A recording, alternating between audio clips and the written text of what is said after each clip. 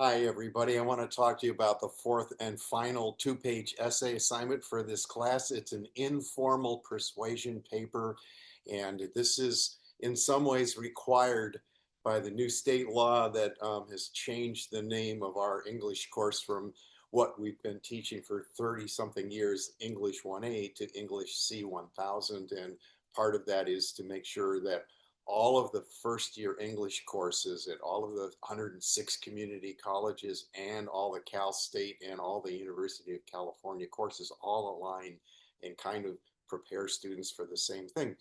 And part of that is an assignment that requires you to read some professional writing and then respond to it. So that's what this assignment is all about.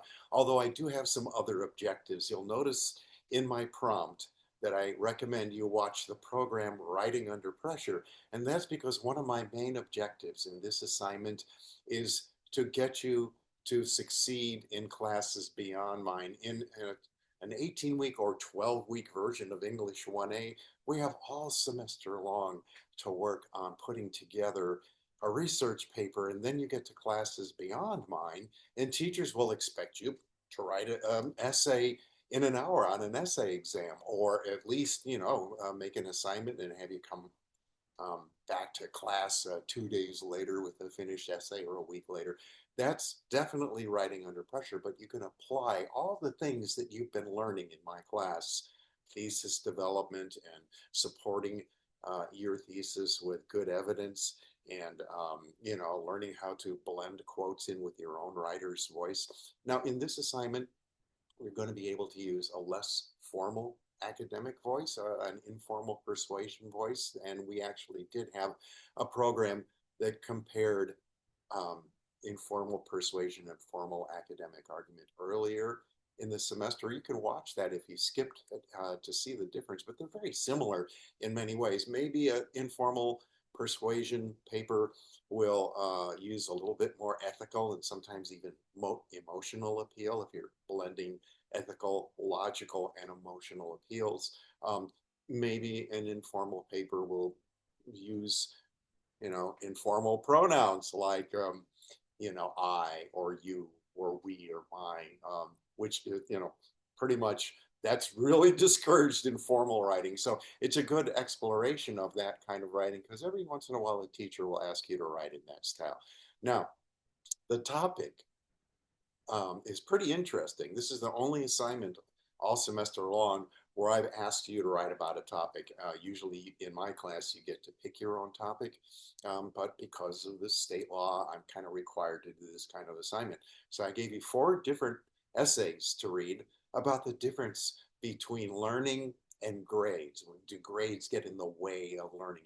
And I in my prompt gave you some research questions to think about, and I would like you to read those essays, maybe do some of your own, hopefully do some of your own research because I will reward that. And then put together an essay in a pretty short amount of time. I realize that we have just a little bit more than a week to go, and this is going to be due literally like the day before the end of the semester, which, by the way, puts me up against the wall. I won't be able to make a whole lot of comments on this. I promise I'll read it very carefully and I'll score it as fairly as possible. And do keep in mind the topic, which is what's more important, learning or grades. As you write this, try to keep a sense of humor about it. I'm keeping a sense of humor about it as I read your papers. So it is informal. You're allowed to maybe get a little emotional or use humor, use anger or whatever you want.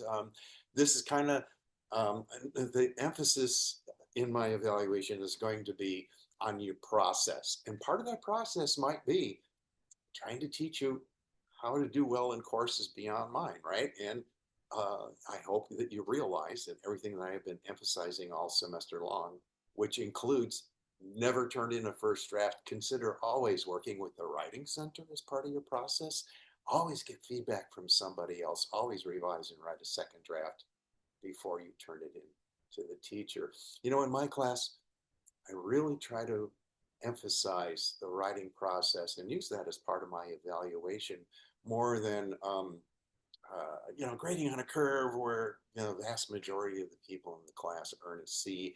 I have what's called a mastery grading system, which is I grade as much on your process as on your final outcome. So don't be tempted to use artificial intelligence to bang out an essay about the difference between learning and grading. You're defeating the purpose of reading these articles and thinking about it with your own meat brain instead of letting some computer generate some sort of generic response. Okay, don't do that. Use your own intellect, use your own critical thinking.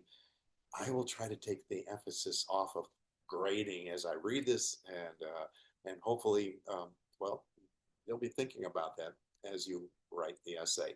I will post the rubric that will be used to score this so you can kind of see where you're going with it. And if you really care about the grade, one thing I would highly recommend is bring the rubric to the writing center with an early draft, have them give you some feedback, revise it, and then send it to me.